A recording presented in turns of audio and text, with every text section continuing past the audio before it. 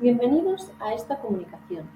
Mi nombre es Irene Martínez Fernández y voy a hablar sobre el aprendizaje-servicio en trabajos de investigación, en concreto sobre la moda como herramienta de apoyo para la diversidad funcional en infantes con síndrome de Down. El recorrido de contenidos que se van a exponer son la introducción, que muestra los puntos relevantes de la investigación, seguidamente de los objetivos principales del estudio de las nuevas funcionalidades de la moda, así como dar respuesta a una pregunta fundamental. Después, en la metodología empleada, que está dividida en dos planes de acción que se retroalimentan y complementan para poder llegar a los resultados, en los que, gracias a la búsqueda bibliográfica y práctica de información, se identifican dos grupos de resultados esenciales. Por último, las conclusiones, englobadas en tres grupos, responden a la pregunta formulada en los objetivos y resumen la esencia del estudio. Esta investigación representa un aprendizaje-servicio porque los conocimientos adquiridos en el proceso formativo se aplican para dar respuesta a las necesidades de la comunidad, en este caso, en infantes con síndrome de Down. Para ello, se transformó a la moda en una nueva herramienta multidisciplinar, socioeducativa y de apoyo terapéutico enfocada en la diversidad funcional en infantes, tal y como se ha mencionado, en este caso, con síndrome de Down. Para ello,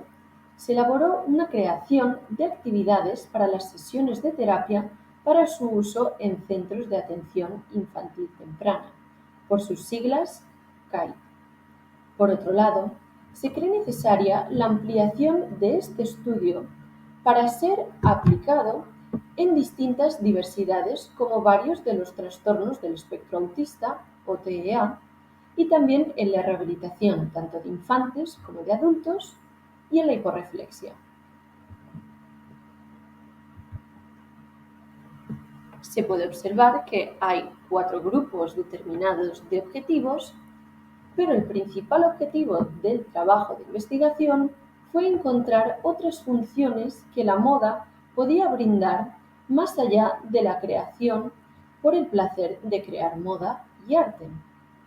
La creación de un muestreo de actividades de estimulación físico-cognitivas, atendiendo sobre todo a la motricidad tanto fina como gruesa, siendo la primera, la motricidad fina, aquella que corresponde a la coordinación óculo-manual, y la motricidad gruesa, la que responde a la coordinación óculo-podal. También se tenía como funcionalidad la estimulación de las sociocomunicativa, como por ejemplo el lenguaje y la comunicación. Estas serían un buen instrumento para esta nueva aplicación de la moda. Por otro lado, se pretendía responder a la siguiente pregunta: ¿es necesaria una línea o colección de ropa especializada? O, por otro lado, la modificación de las prendas de los niños y niñas que ya tienen, es decir, las actuales, sería más beneficioso y mucho mejor que una creación, además de lo que ya tienen.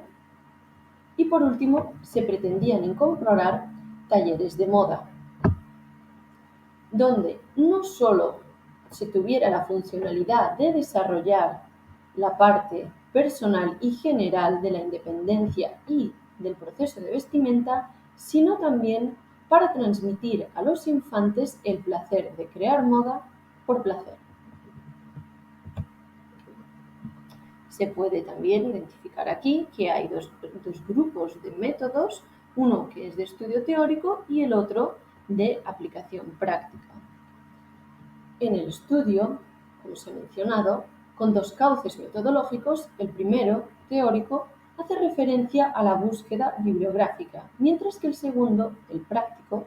al trabajo de campo. Volviendo a la esencia del aprendizaje-servicio, la búsqueda bibliográfica sobre el síndrome de Down, las necesidades y limitaciones físico-cognitivas y sociocomunicativas en el vestir, así como la moda inclusiva, suponen los temas esenciales que forman parte de ese proceso de aprendizaje y la base para desarrollar la siguiente fase,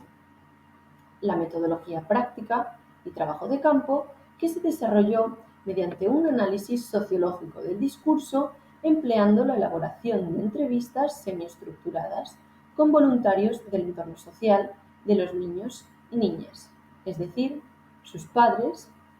familiares y varios de sus terapeutas. No se pudieron incluir entrevistas a los niños porque los voluntarios que formaron parte de este estudio no tenían niños o niñas en edad para poder ser entrevistados. Estas dos partes del aprendizaje se retroalimentaban y complementaban, como se menciona en la introducción, para formular nuevas y diversas preguntas a los entrevistados. Es decir, que las primeras entrevistas en las cuales el entrevistado o la entrevistada formulase algún tema o pregunta de interés, se incluían en las posteriores entrevistas de los otros voluntarios y voluntarias. Cuando la información se repetía y saturaba, se finalizaron las entrevistas y se pasó a los resultados teniendo en cuenta todas las perspectivas, opiniones y vivencias de los entrevistados y las entrevistadas. En los resultados, con dos grandes grupos de los mismos, una vez realizada la parte de aprendizaje de la metodología aprendizaje-servicio, los resultados de la investigación suponen, dentro de esta metodología, la parte del servicio,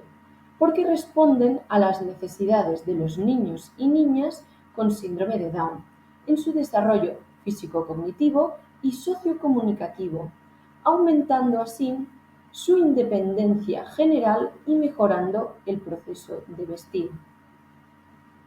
Para ello, se crearon diversas actividades sobre moda que involucran los dos tipos de motricidad,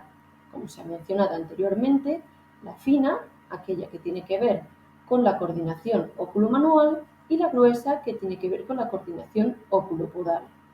así como actividades para la mejora de dicho proceso de vestir, y también otras actividades que relacionan otros aspectos de la moda con aquellas actividades que se realizan en las sesiones terapéuticas de los centros de atención infantil temprana. Por otro lado, los talleres planteados tratan sobre el diseño y la confección de moda. Estos talleres, por supuesto, estarían adaptados a los infantes y siempre bajo la supervisión tanto de profesionales de moda como terapeutas. Por ello, la parte de confección sería muy sencilla para los infantes. En caso de que fuese necesaria una función más compleja, ahí estarían los profesionales de moda para brindar ayuda. En cuanto a los terapeutas, teniendo en cuenta con las actividades que realizan, pues fomentarían el trabajo en equipo, la comunicación, el respeto, todas esas habilidades sociales que ya trabajan en los centros CAI. Por último, las conclusiones se pueden ver tres grandes grupos,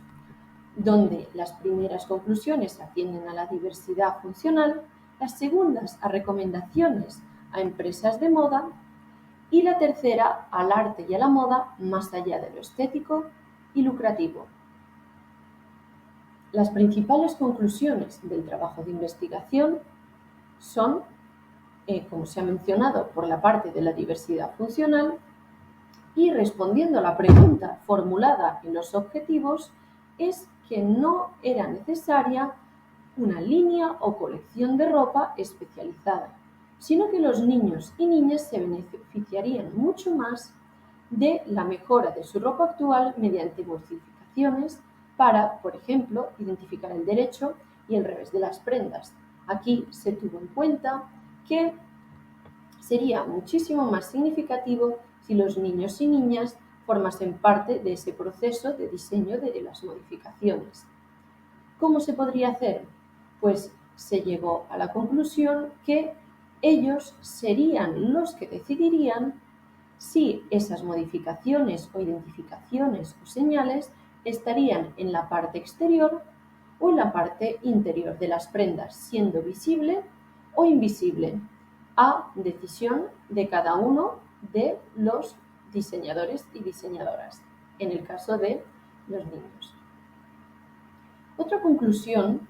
en cuanto a las recomendaciones para las empresas de moda es que se debe aumentar la consciencia en el diseño de prendas atendiendo al público objetivo mediante un savoir-faire inclusivo como el uso de pictogramas, marcas para identificar costuras, además de otros ejemplos. Estas mejoras favorecerían sobre todo la funcionalidad de las prendas, además de facilitar tanto el proceso de compra como el proceso de vestir, tanto para los infantes como para los familiares, porque son los que, al fin y al cabo, acompañan a los niños y niñas en ese proceso de compra y de vestimenta. Por último, con este estudio se ha podido comprobar que el arte y la moda, más allá de lo estético y lucrativo, sí son capaces de mejorar y estimular los procesos de aprendizaje y, por consiguiente, aumentar la calidad de los mismos haciéndolos más significativos. Además, como es la parte esencial de este estudio y del aprendizaje-servicio en este caso,